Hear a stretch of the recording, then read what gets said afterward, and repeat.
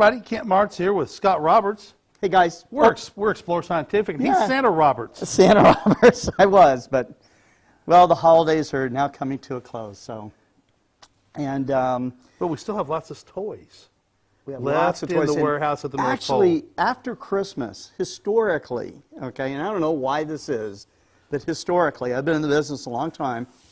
January is the time where a lot of people get their astronomy gear. Okay. Christmas money, early taxes, something. just I don't know what it is. Yeah. Okay, I don't know what it is, but January definitely is a good time to get into some of the last deals that might be available for telescopes and that kind of thing. So today we're going to talk about Explore Scientific's legendary ED80 airspace triplet Apo telescope, and we have one here set up on a photo tripod. We're going to show how versatile this telescope is, okay, for both land observations and for astronomy, astrophotography too. So why don't we go to, first off, let's look at some shots that have been done with the ED80 Apo. And we have photography of birds done by Sheldon Faworski. And I went to the space one. oh, you got the space one. Okay, well, this is cool. And astronomical objects like this are really, really amazing to look at and really show how a telescope can perform. Now, this was imaged. This is a 3.5-hour exposure, combined exposure, by a guy named Driving Cat. Okay, I don't know his real name, but a phenomenal image of M31. The Andromeda Galaxy, actually shot with the ED80. You'll see this online, and it's very, very cool. So, Which folder is the ED80 in the thumb drive? They're all ED80s, Paul. There's a bunch. yeah. There's a lot of bird photography, all shot. Just open one. Yeah. Yeah. Now, So let's talk about this. Is set up, Scott, yeah. for land viewing. This makes a great spotting scope. Right, right? it does. It does. And it's set up right now. We've got it set up on a photo tripod. So this actually has a special foot on it, a dovetail foot that will fit into our equatorial mount, which you're going to demonstrate. It'll fit into our alt-azimuth astronomical mount. It will fit on a camera tripod, both for American size tripod heads. 1/4 to 20. It's a 1/4 20 threaded European size. is like 3/8/16 to Yeah, I don't 10 know. or something. Right, but it takes either one. Right, So if you're right. from Europe or you got a European tripod or whatever, but this is just a phenomenal telescope. 80 millimeters of aperture. Okay, I took out a lens cell so you could actually see the lenses themselves. And it's a very high resolution. 3 pieces of glass. Yeah, that's right. So ED glass sandwiched between 2 other pieces of optical crown. And so that third piece of glass, Scott, what does that do for you at the eyepiece or with the camera? Well, It's a big effect. So when refractors were first made, okay, they were single lenses, okay? One piece of glass. One piece of glass, and to make a lens, what you do is you taper the edges, you leave the center wide, and it comes down to a taper again. And this is how magnifying glasses work, okay? But you can take a magnifying glass and hold it in front of a piece of paper and aim it like out at a window or something and actually see the image focusing. Right, And that distance from the lens to wherever it's coming to a focus. I don't know if we can show that here. Actually, I can see it, but it'll be 480 millimeters is what it'll be. That's exactly right. So that third piece of glass also keeps the light. It eliminates what's called chromatic aberration. that's right. And this was the thing that really bothered most astronomers in the early times. Okay, as the glass comes up to a taper at the edges, you have basically a prism, and so light's going to come through. It's going to separate the colors of light. Okay, I think they're beautiful rainbows. A lot of astronomers hate it, though. Okay, And I can see why. You want to see the real color, not a red or a blue fringe around it. So a very clever guy named Isaac Newton figured out that, hey, you are splitting up these different colors of light, and that all these different colors come together to make white light. Okay, and he proved that through some experiments. So he started working on reflector telescopes, and we'll talk about that another time. But the refractor, and this is a refracting telescope, the thing that's so great about it is that the entire lens surface, there's no secondary mirror diverting light off, okay? It's imaging with its entire surface, okay? And so you get surprisingly faint and deep with a refractor, okay, because it's so efficient, it's gathering light over its entire surface. It's also resolving fine details over its entire surface. But if you could fix that chromatic aberration, okay, then you've got a better image. And so the first thing that they did is put a second lens in there. A different kind of glass. Different kind of glass. So they have optical crown and flint glass, okay? And so they would use these two different pieces of glass to make the edges just as wide as the center. And so the back lens was kind of concave. The first lens is double convex, okay? A lot of complicated math here, trying to get that prism effect back to white light. Trying to get it. But you could only, with two lenses, you can only get two colors of light. You still got to let the third color go, okay? And so by adding a third lens on here, okay, and you could add a fourth or fifth lens if you wanted to, but a third lens takes it a long ways to getting all three colors to focus at the same time. And when you do that, that is called apochromatic. So extra piece of glass, extra math, extra grinding, adds a little bit more expense. Sure. And it's an exotic piece of glass. Yeah, it's an extra low. It's not fluorite, but it is a special glass called extra low dispersion glass, and that's where ED comes from. And the effect of it is, it doesn't absolutely get rid of chromatic aberration.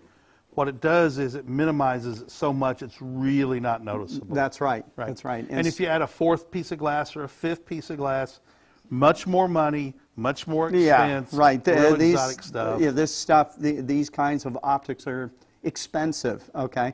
But you get incredible performance with three, okay? Can you get a little bit better? Yeah, but you start doubling and tripling the cost of the telescope. And cost for return to benefit ratio. Really diminishes, okay? But anyhow, so with an ED80 telescope like this, we've outfitted it. This is... We're gonna open one out of the box so you can see how, you know, when you get one, how it's all going to go together. But there's really no assembly. The telescope already has its focuser attached to it. We just so we could show it. We'll hold this just in case something goes something goes crazy.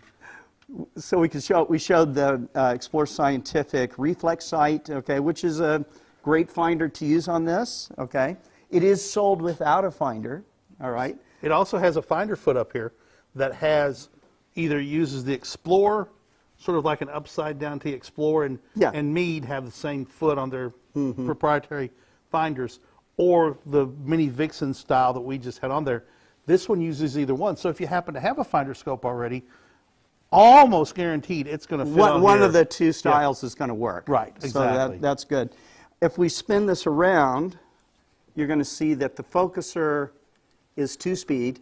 Okay, so you got a coarse focus, and then you got a real fine focus. It's a 10-to-1. Right. So for every 10 turns of the small wheel, the big one turns one time. So you get really precise focus. And you can get down to micron accurate focus. That's you can right. work Which it back is and forth. Actually necessary to get beautiful astrophotographs, okay, and birding photography as well. So I'm just going to take this down. The point of this was to show you that it could fit on a photo tripod if you have one.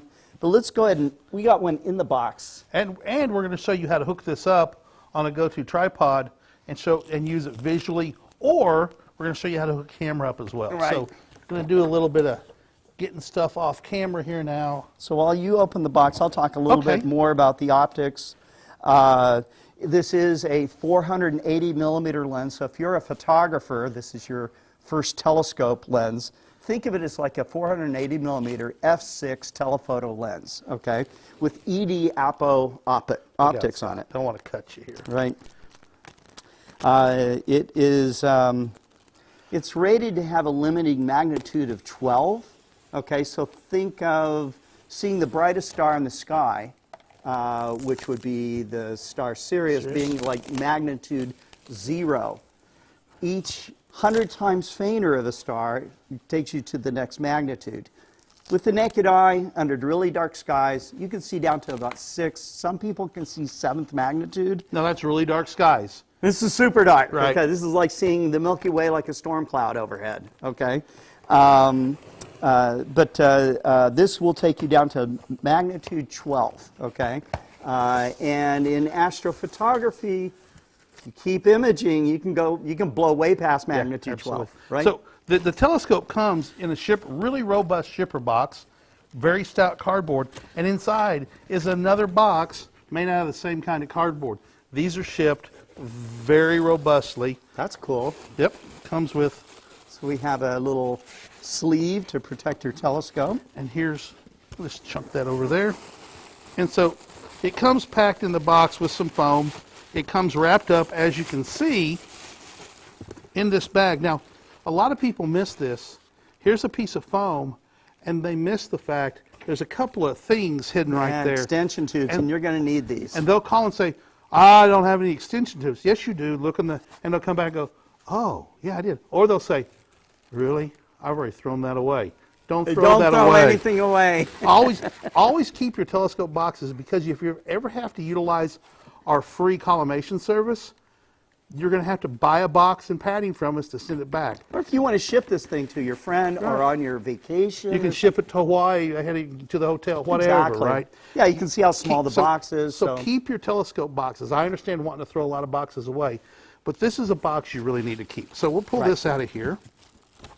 And you want to grab that telescope there while I get this off. There's a registration card in there too. Yep. So you're going to want to register the telescope so that you get your warranty and all the rest of it from Explore Scientific. So every telescope you get, Essential Series on up, is going to look like the box has been opened. It's going to have extra tape on it.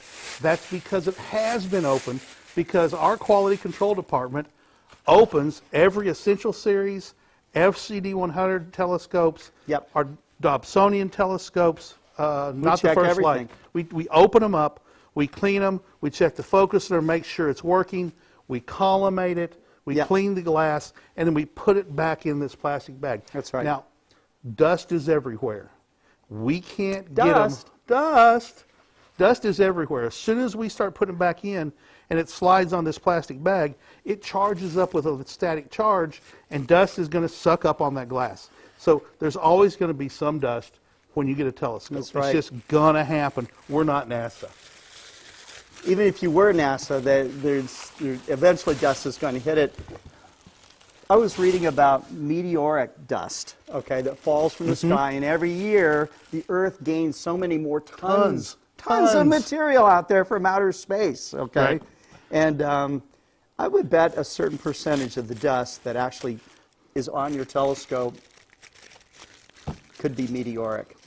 So, one of these days we're going to go up on the roof, Scott, when it's nice. Yeah. And use a super magnet, use a rare earth magnet. Sure. And we're going to go mine meteorite dust, iron meteorite dust off the roof of this building. We'll do that live We'll on have to TV. shoot a full video live of us on doing TV. that. So I've unwrapped it here, and you can see it comes wrapped in some nice tissue paper. And interestingly, we have some telescopes that are carbon fiber, right? And so I've had people call and go, I didn't get a carbon fiber telescope, I ordered one. So yeah, you got one. And what's it say on the box? And they'll say, no, it's a white telescope. And what they can see is that white paper I just took off. And they've opened the box, and they see the white tissue paper, and it's so nicely wrapped. They think it's a white telescope. Done. Yeah, you could leave the tissue on, I guess. You could, but why really would you do that? So this has 480 millimeters of focal length, which means from the front element to where it comes into focus back here is 480 millimeters. Now, my dad bought one of these before I worked at Explore Scientific, and he called me and he said, I can't get this to come to focus. And I went down and I was looking at it, and I was going, Now, by the way, we didn't have the box opening. There's really nothing to assemble. This is it. This is the only thing to assemble. It comes with these extension tubes, because otherwise these extension tubes would make it have a longer box, harder to pack. For visual, you're going to have to use one of these, and it's very simple. This simply unscrews, which is called the tension collar. It's what holds the eyepieces or the diagonal in, and then your extension tube simply screws on just like that. And now people have asked me. Oh, we didn't get the diagonal out. I just realized that. Yeah, Scott, why do you use extension tubes? Why didn't you just have like a really long draw tube to go back and forth in the focuser? And the reason for that is that there are times where you have to go way in, depending on what kind of camera or eyepiece, Barlow combination, whatever. You may have to go way in, and if you have a long tube, that is going to go inside this tube.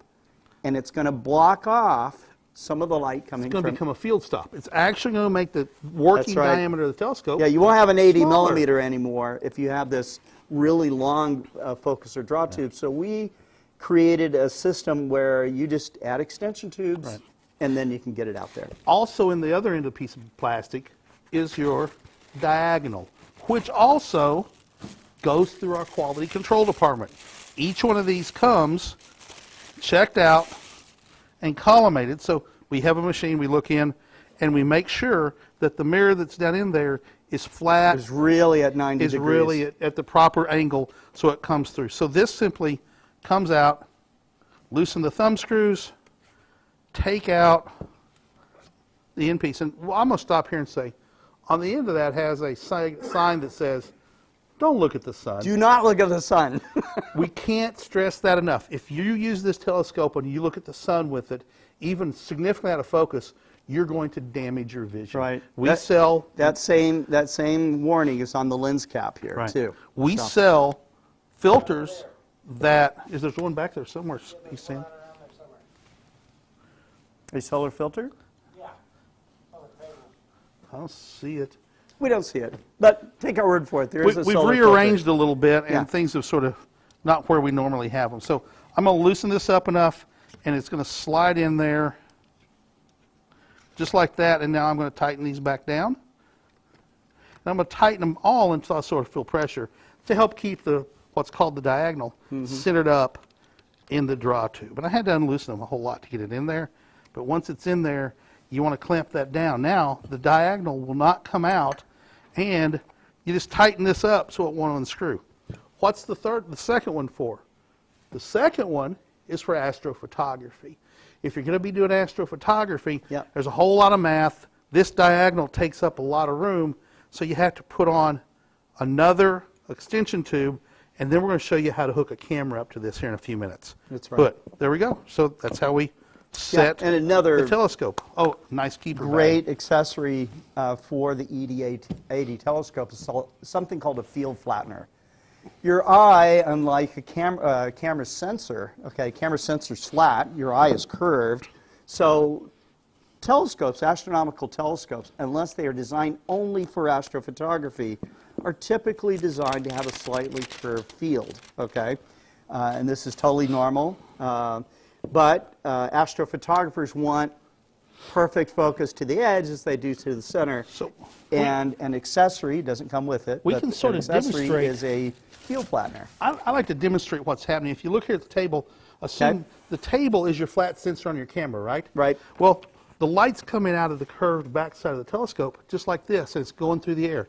So if there was paint spots on here, when it hits the table, the ones in the middle are just going to press down. But as the paper curls and rolls down, those spots of paint are going to smear out, right?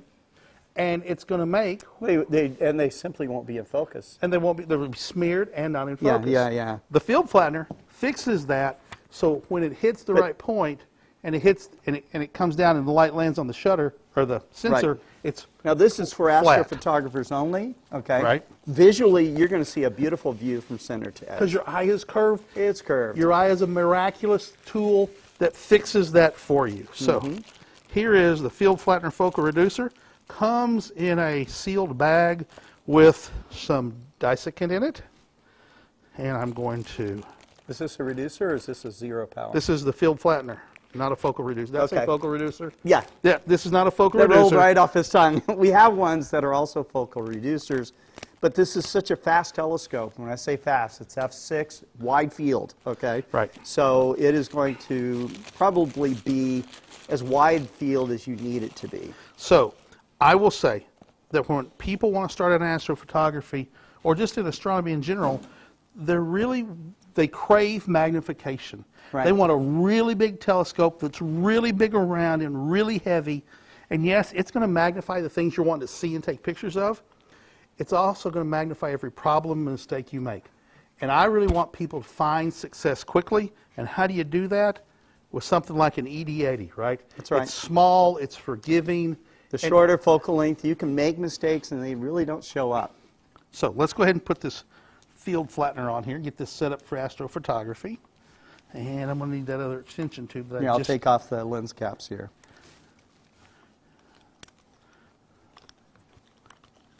So, not to have dead air, you just got to take this thing off, loosen them until it comes off. And people worry about this coming off. You've seen just now how much I've turned these. Come off easily. They don't That's right. just come off. So, once again, we're going to remove the tension collar. And I'm going to hang on to the field flattener. And I'm just going to spin this off. It's lefty-loosey, righty-tighty, standard thread. Excuse me. And screw this on. Put the tension collar back on. And of course, we want to make sure these are tight. We don't want to go super gorilla on them because you're going to mash the threads. Yeah, the tighter you go, you can actually cross-thread it. We've actually had people that have sent them in that were so tight, Yeah. they couldn't get them apart. Yeah, and we had to use strap wrenches. And I think there was one or two sets we could not get them apart. So you want them tight, but you don't want to over-tighten them. So now, scoot this over a little bit. Yep. And here it is. It's got a barrel just like the diagonal did, right? Just like an eyepiece does. Simply goes in there. And when I feel a little pressure on the tension collar, because I want to try and keep that centered up in that tube, right? And I just sort of keep tightening them down until I get it tight. And how do I know it's tight? It won't move anymore, right? No more wiggle. That's right. Good and tight, no more wiggle. Now then, let's turn this up on this end so it's a little bit easier to see. That's a threaded ring right there. Yep. Okay? You want to hold, I just fear of that falling over. So we have a camera. Whoa. Okay, no. And look, you can get started. If you have a digital camera right now, you can get started. You don't have to buy a new camera. You just have to buy a field flattener and a way to connect the camera to the field flattener. So what am I going to do? This thing right here is just like the back side of a lens, where you hook a lens onto your camera. This right here, you can see it looks like the back of a Canon ring. So this has that thread on it, which is called T-thread, T2 thread. Yeah. I'm going to screw it on, just like that. Get it good and tight. Take my camera and get hold of it. Scott, I see the red dot. I'm going to match up the red dots and turn it. Clicked right on. And now the camera is attached, and this is a camera lens. Right. This is a camera lens. That's right. Nothing else and but a that camera shot lens. of the Andromeda Galaxy wasn't done with a Canon, but a Nikon. But it doesn't matter, because that Canon camera could have made that shot too. Or you can buy one of these for a Nikon. You can buy them for any branded camera. Right. You can find a T-ring that matches your camera. Right. And so you can set this up right now, ready to go. Here's a cool feature we haven't talked about. I don't know if this is loose or not. Grab the tube for me. Sure. So, nope, it's not loosened up. Okay, so this little screw right here, we can loosen it, and there's a channel in there that allows us to turn the focuser, but there's also Set screws. Set screws right here. There's 3 of them that are on right now. They're tightened down so this won't turn. If you want to be able to rotate this, you loosen those 3 set screws just a little bit. And when you can move it, you stop. You can rotate it, tighten down this thumb screw, and now you've managed to frame up your camera how you want it to take. That's right. And this is how you would do it, whether you're taking pictures of birds or deer or anything else. You can rotate that camera to frame it up. Sure. the way you Or a want. galaxy or a nebula or something. So. Absolutely. So it's now set up to go on. So you want to put it tripod. on? Let's do that. We have a couple of different mounts here. We just kind of wanted to show I'm going to move the table just a little bit. how versatile the scope is. Scott, I'm glad I'm back on. We haven't done a lot of broadcasting while we got so busy we had to stop. This is really enjoyable. Yeah, it's a nice break from the craziness run up to Christmas. Right. So here we go. I'm going to hold on to this, Scott, and let you Okay. tighten it down. All right. So we just You got it? this dovetail will just fit right in this channel. Okay. And we're going to get it. There we go. You just kind of put it at the balance point, lock it down, And there we go. and there you're done. And now this lens hood, you would take out the take the lens cap off. lens, and this is a metal lens cap, by the way. Plastic lens caps are a problem for people that have electronic cameras, okay? Because Outgassing and no, it's infrared light from the star will pass right through that's plastic. right. Yes. Pass right through plastic, and you can't get dark fields, Right. okay? Which is something that a lot of astrophotographers. This is a little bit about astrophotography. Astrophotography is not just taking a picture of the pretty hillside that you see in Right. front of you. It's about long exposures, and then it's about taking those exposures and stacking them up. And then there's things called flat fields and dark fields and bias frames where you take pictures of the inside of your cap. So you're actually taking a picture of the Yeah, and lines you're in your- removing noise out of Right. the image, You and take a white sheet and put over it Dust even bunnies light. and- You're getting rid of dust bunnies and things like that. So let's turn this sideways Mm-hmm. here. And there we go. This is now set up, and this is you can tell the weight's so far back here. This mount is going to move a little bit. There's a nut right in there. You can simply tighten down and make it so it won't yeah, move. Right. or you could slide this a little bit further forward, Or which we can do. Yeah, there's ways, all sorts of ways. You don't want to get too far forward, but Yeah, There I you think go. you're gonna have to let go. there we go. There we go. There we go. So then we're balanced. Right. So now you simply looked in the camera, excuse me, and you can focus on whatever your subject is. Like some of these birds we're getting ready to see pictures of, right? Mm-hmm. So literally taken with an ED80 and a field flattener and a camera. Here's some pictures of birds. That looks like a Baltimore Oriole right there.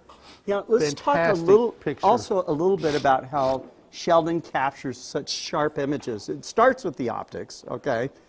But Sheldon also, he does zone focusing, where he is focused at a point where he knows birds are going to go, okay? Right.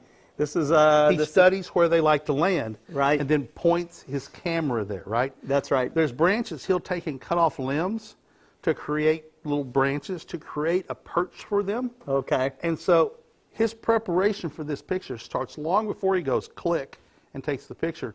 He plans where the birds are going to be, focuses on that stick, and when the bird lands there, he's not swinging around going click, click, click, click. He's going click, click, click right there. He waits for the birds. And he even in frames those them. photographs, you can see the structure of the feather, you can see the variation in the colors. You don't see any chromatic aberration, okay? You're not seeing like a glow of blue or yellow or green around these birds. Look at that. It is just perfectly In American focused. grosbeak. All the colors are So, perfectly lined up. and when they're dead sharp, the detail this camera system yields Yeah. is spectacular. We can blow these up and literally see the little hairs, well, not hairs on the tongue, but the little barbs on the just tongue. tiny details. You can can't see do that here in amazing this details. video, but if you actually had the real images, you would be stunned to see how much detail But there's there. you can see this tongue sticking out of that hummingbird right now. Yeah. Right? Right. Just beautiful It's a pictures. great shot, too, Yeah. right? Hummingbirds are hard to take pictures of because their wings beat so fast, and stopping that blur takes a super high shutter speed, and you have to be, I'm sure there's a feeder just off to the left of that picture. Yeah. But he's flying. He's midair flying. He's not like perched down. So Look at that. That's a blow up, I think, that one of the pictures we just saw. Yeah. Just fantastic. Look at the parts of the feathers that you can see. Right. Just fantastic work by Sheldon. Fantastic work by Sheldon. All right. So this is how you'd use it. This mount is a simple mount. It's Right. left, right, up, and down. Real simple to use. Alt-Az. They're called Alt-Az mounts in the So it's- astronomy world. There you go. Okay. In the photography world, it's called tilt and pan. Right. All right. But it's the same thing. So now we're going to move in here. This is a go-to mount. All right. So this mount is designed to let you learn how to connect up with a tablet, and soon with an Android phone and then an iPhone, Yep. to make this system work. This is a robot, right? Right. And the app is simply a robot control device. That's all it is.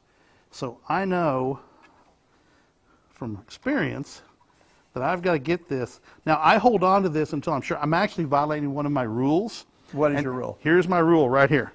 When you're putting a telescope on a tripod, you always want to stand right here. So if something happens and it starts just to kind fall, of comes up against your chest, as right? opposed to, imagine what might happen if I let go of this, and you're doing something. And I have seen and people do this. You're doing something, and you think, oh, I need to get my hat, the sun's in my eyes. You let go of the telescope and reach for your hat, and now Somebody your hands you pride hot and joy. cocoa Yeah, and you're- your pride and joy is now on the parking lot. So I'm going to slide this as far forward as I can get it because we have to balance it, right? Right. And there's 2 safety screws. Always, always, Always use both. always use both, and always tighten this smaller one last because it's what locks it in. I always stand right here. Now, another tip that I'll pass along here, the counterweight should be all the way down, okay? Yes. All the way down. On to the bottom. mount. On the mount. Before you ever do it, because if your counterweights aren't on here or your telescope's heavy and they're up here, and the lock or clutch, depending on your mount system, what's the heaviest thing? And this rotates, right? This thing turns. What's the heaviest thing on your telescope now, on your mount now? telescope. Yes, the telescope one. Gravity will do her deed. Yes, it and will. Suddenly your telescope slams into right here and can cause damage. Slams into right there, knocks it out of balance, and the whole thing can Right, tip can over tip onto over. the ground. The other thing is, on all of these mounts, there's a little knob down here that You always... just spin it around so that Yeah. you can show that. Yeah, and we'll pull these up a little bit. There you go. Yeah. This is called safety nut or a toe saver because, Toe saver. Yes. because if that's not there and you have the mount right here and we'll say it's over here like this, Yeah. and somebody accidentally bumps one of these lock rings and it's going to fall down and you're going to have, in this case, 2.2 pounds laying square on your toe. Right. That's going to hurt. That will hurt. But when you have a 10-pound counterweight do it, You're going to the hospital. you're probably going to the hospital. Your night will be over with. Yes, Okay. that's So right. it's on this mount. Balancing becomes an issue. A lot of people get really maddening trying to get it in perfect balance. It doesn't have to be in perfect balance because these stepper motors, and we'll talk about those in a minute, these stepper motors and the system is robust enough to overcome sometimes some pretty serious imbalance. But I'm going to show you real quick how we're going to balance this. I'm going to unlock, I'm going to loosen the clutch, it's not a lock, and I'm going to come over here, and we can see that telescope is a little heavy. Now we know that we have to add a counterweight to this. And we just happen to have an extra counterweight. And these are for sale. It comes with 2, but you can put a whole lot of weight on here. We have people, we don't recommend it, but you know, you can do it. Counterweights all the way down the counterweight rod. JR does planetary with it, and he runs with 18 pounds of counterweights, and he's got a 24-pound camera telescope up here. Takes fabulous pictures with it. So we've got, see, okay, it's balanced pretty now. nice. It's Yeah. pretty balanced. I always want to have mine a little bit telescope heavy. Why? Because if you're in perfect balance, the gear train can move back and forth and lose contact. So it's driving this way. If it loses contact, Preload those gears. so I'm preloading the gear. So how do I do it? I go just a little bit camera heavy, right? So I'm going to call that good. Now I'm going to spin this around this way, lock the clutch. I'm going to open the other clutch, and this is where it's going to be a little bit hairy because it's camera heavy, right? Well, we can't go any farther forward because this foot is only so long. I'm going to say we're good to go. Why? Because I want it to be a little bit camera heavy. Now, is it super camera heavy? No. This is going to work fine on the But Exos again, it's 100. preloading the gears. But all we're doing is preloading the gears. We're making sure that as the drive gear is turning, it's always engaged with the drive here and the drive here. So we always have a steady, smooth arcs across the sky. So Scott, why don't you talk about right ascension and declination a little bit? Okay. So imagine the Earth. All of us are familiar with longitude and latitude lines on the Earth, okay? And if you look at the longitude lines, they go from 0, okay, to 23 hours and 59 minutes, okay? And then you have these other circles that are on top of the globe, okay? We start off with just a point, which is 90 degrees north, going down to 90 degrees south. And then these circles get wider and wider until we get to the center of our planet. The equator. The equator, that is 0 degrees latitude, okay? And so up here, 90 degrees latitude north, 90 degrees latitude south, 0 degrees in the middle. And so if you take these rings and just explode them out to the sky, it's the same thing.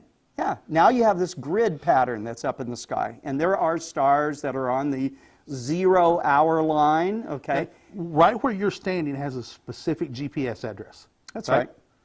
The same thing up in the sky has That's a right. specific spot, just like this. So is they were longitude able and to latitude. give every celestial object, every star, a celestial address, okay? But it's not called latitude and longitude anymore.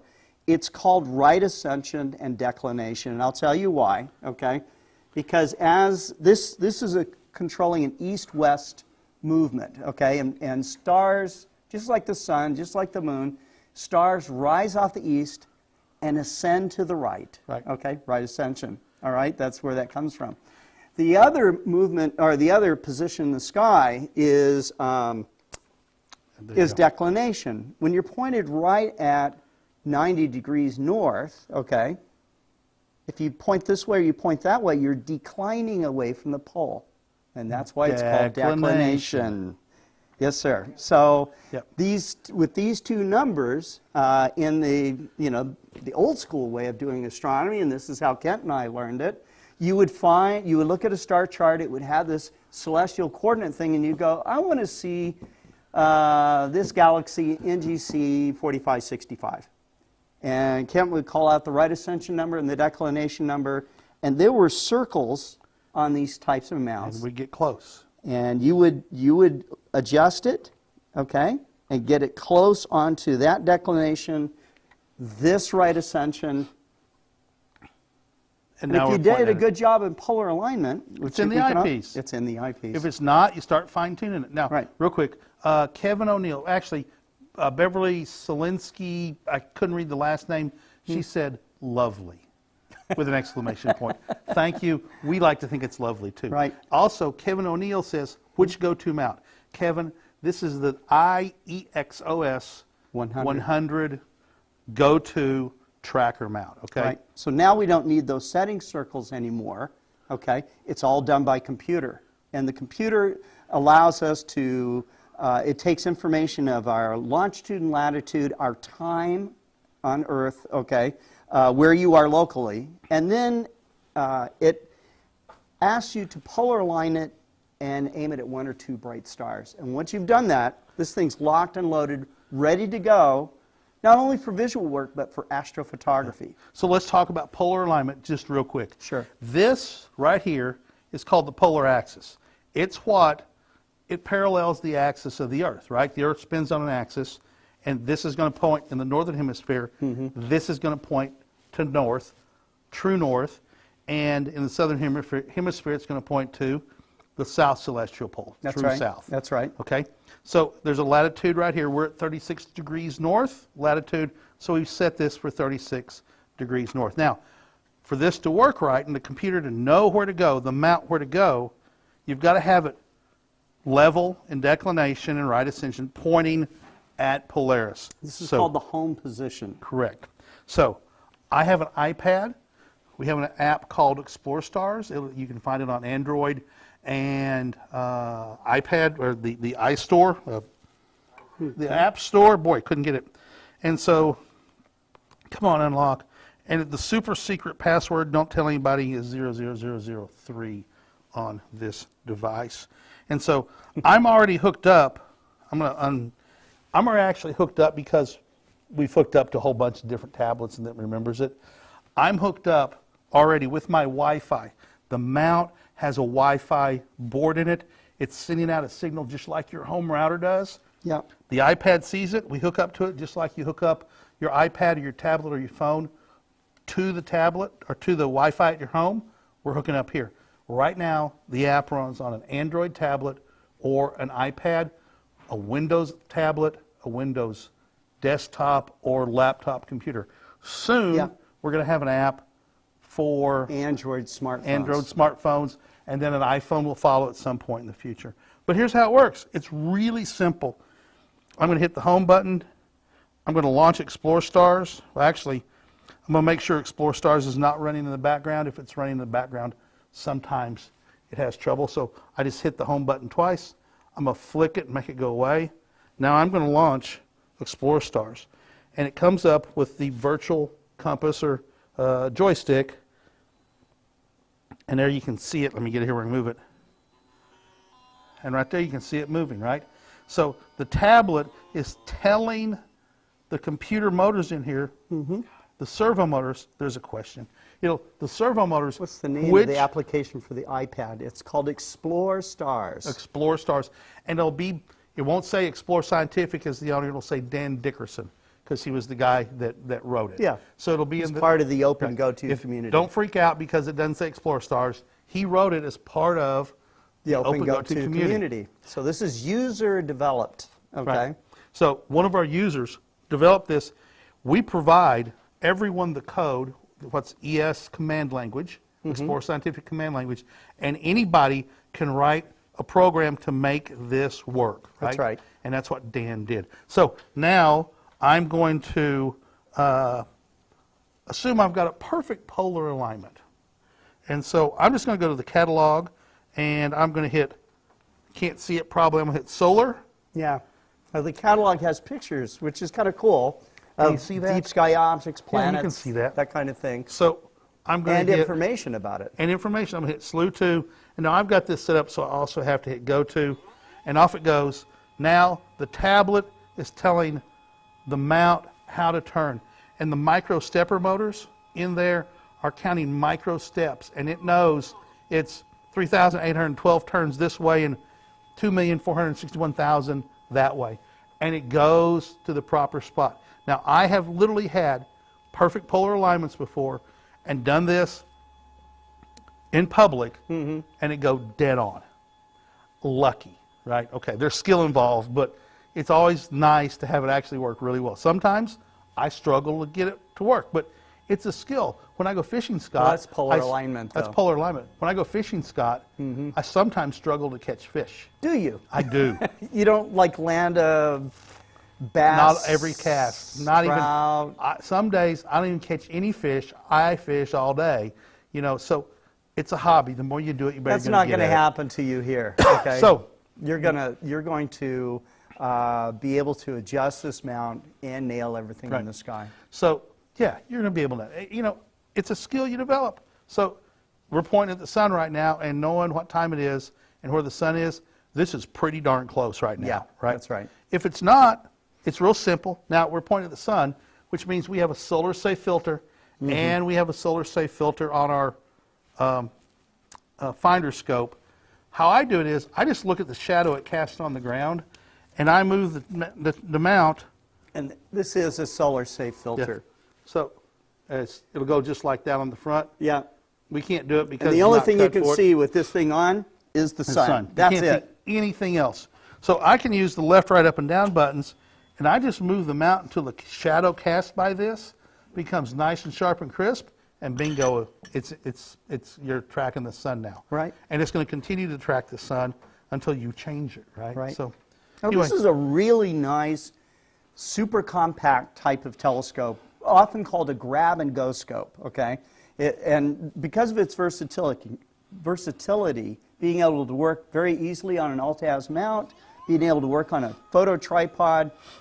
Look, if you just want a few minutes of sky time or a few minutes of looking at birds or something like that, this is so easy to set it up and go. You want to go on vacation with the telescope, again, this is the right one to take. You want to go chase a total eclipse of the sun. Wow, the eclipse photos we got back from 2017 were mind-blowing. And so it is really a very versatile tool. If this becomes your first telescope and later on you buy a big one, this telescope can be mounted on top of your big telescope and be used as a wide field instrument, a guide scope, an incredible finder. Right. I mean, it's just super versatile. You can take pictures with your bigger telescope and your smaller telescope at the same time. Simultaneously. Take really close-ups and wide field. Right. Lots we have of people opportunities. mixing those images together, and it's really amazing what amateur astronomers are doing. But you can do beautiful pictures with the system with your DSLR or an Astrocam. You can do science with it as well. We have people doing science on variable stars, even exoplanets. So it's a great little system, Scott. Beautiful telescope, great for beginners. Yep. You can get this set up right here as it sits for right at $2,000, under $2,000. If you already have a camera, you're ready to go for astrophotography. You just need the telescope, the go-to mount. You don't even have to have a field flattener to start. No. That's, after a while, you're going to notice This is when you start getting picky as an astrophotographer. Yeah, right. And they do get picky. Okay, so. And you say, oh, look, I see that sort of smear, that coma or field curvature that Kent was talking about. And you decide, okay, I'm going to, I want to get rid of that field flattener. So you get that field flattener that makes your pictures better. And you learn skills about processing the pictures and how to better polar align, and you just get better and better. Right, but it's a great tool for any astronomer. Most astronomers that I know, astrophotographers, they have a variety of telescopes. Some of them have too many telescopes, but yes. Having a wide field instrument like this should be part of your arsenal. There's no such thing as too many telescopes. Oh, really? No, okay. There's not. There's no such thing as too many telescopes. Right. All right. So, for visual, instead of having the camera on here, you'd take off one of the extension tubes. Yep. Put the diagonal. Use one of the Explore Scientific waterproof eyepieces. We have a great line of eyepieces. Yes, we do. That goes from the least expensive 52-degree eyepieces up to an expensive 120-degree eyepiece that's like putting your head inside of a fishbowl. It's really crazy. Fishbowl. A celestial fishbowl. Right. Right. And those eyepieces are waterproof. If you take them out and they get wet, it's not going to hurt them. Scott knows people, and we don't recommend this, but they do it. Put their eyepieces. Dishwasher. Okay. They turn the heater off and dishwash. And then spray distilled water and then alcohol on to get them. Again, we don't recommend that, but it can be done. Yeah, I have yet to hear back from my friends that actually do this and saying, "Hey, Scott, I got a problem." I got a problem. And so, when you get an eyepiece, and here's a little caution, there are many people who want to know how things are put together. They'll take their lens assemblies apart, and then they'll call us and say, hey, I can't get anything to come to focus. Did you take the lens assembly apart? Yeah, why? I wanted to see what was inside of it. I tend to be one of those guys. I've learned to not be on things like this. And then they have to send it back to us. We have to try and figure out which ones go where. If you get your eyepiece, and the first thing you want to do is see how all the pieces are inside, you grab the silver barrel and unscrew it. You're going to hear a little psst. Well, that's the purge disappearing from inside your eyepiece. That purge is what keeps them waterproof and keeps them from fogging up inside. So don't do stuff like that, right? If you're curious about it, call. We'll show you an eyepiece that's been cut in half to show you what's inside. That's right. And we'll show it to you. It's no it's secret. not as much fun as tearing it apart. No, it's true, but then it doesn't work. Then sometimes that costs you. Okay, right. so. Right. What else are we going to talk about, Scott? Well, look, when you get a telescope like this and you get into astronomy, we do recommend that you get into an astronomy club. Absolutely. Right? You start, I was talking to a amateur astrophotographer today, and we were talking about science that you could do as an amateur astronomer.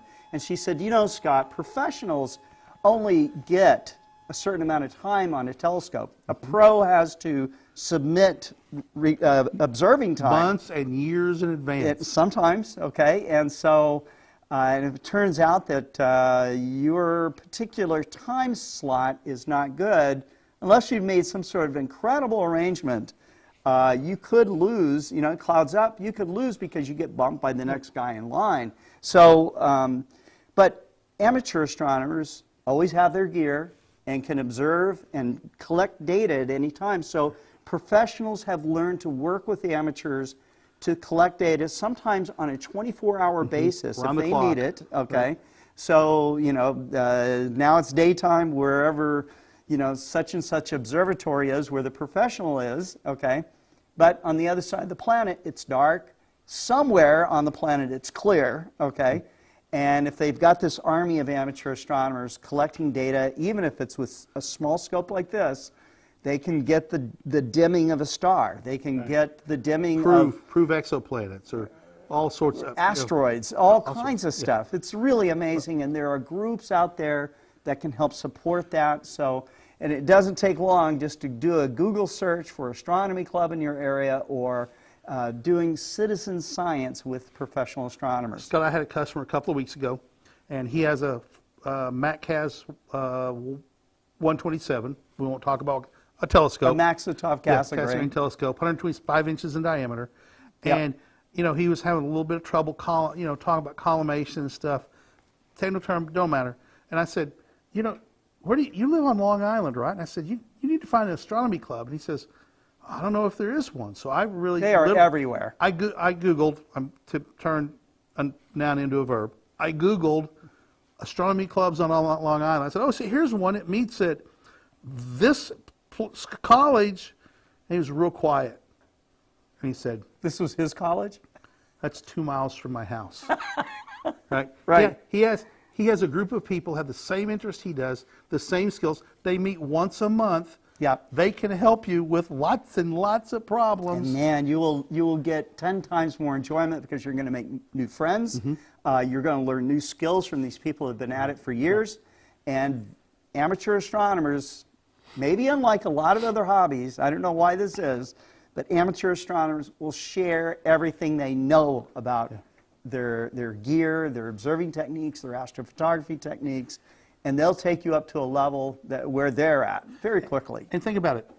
Imagine trying to play the guitar, and there's no one to teach you, and you have to figure out right. There are guys who did it. There's guys who did it, but isn't it a lot easier to go down to the Guitar Center and pay somebody, or find your neighbor who plays guitar that can teach you the chords and how to do it and the fingers? Sure. It's a whole lot easier, and it's more enjoyable. It's hard to figure this stuff out sometimes. Lots of people do. I figured a lot of this out myself. But I really wanted to do it, and I really stuck with it. Sure. But going to an astronomy club, like using an ED80 to start doing astrophotography, I want to make that as easy as possible. Going to an astronomy club and finding a mentor is about making it as easy as possible for you, right? That's right. And they're going to get you involved in all kinds of really cool stuff, including astronomy outreach, where you're introducing people of all ages to the wonders of the sky. So I've done it, a lot of outreach over the years. I really love that moment when somebody looks through it, not a big telescope, and sees the rings of Saturn. For the first time. For the first time. Yeah. And they cry, men and women, grown adults, and it gives them an emotion they've never had before. Right. They're seeing another world for real. A big telescope where you see the craters of the moon up close literally have blown people's minds. They've had to go sit down on a wall or in a chair and process what they saw and cry and have a religious experience, an emotional awakening, however you want to term it. Right. And it is so fantastic. You have 150 or 200 people look through your telescope, there's going to be somebody that gets really emotional about it. Sure. And it's generally the moon and Saturn. Right. Jupiter, never really done. Thank God not everybody cries, but... I think it'd be awesome if they did. There'd be a whole lot more astronomers if every one of them cried when they saw Saturn. Maybe. So. But anyways, it's great for you to get out there, to experience the peace of observing the universe, to learn more, get those gears turning. It is an unending adventure. And so we appreciate you staying with us here to explore the Explore Scientific ED80 telescope and all it can do. Thanks very much, and we'll be back with more out-of-the-box experiences.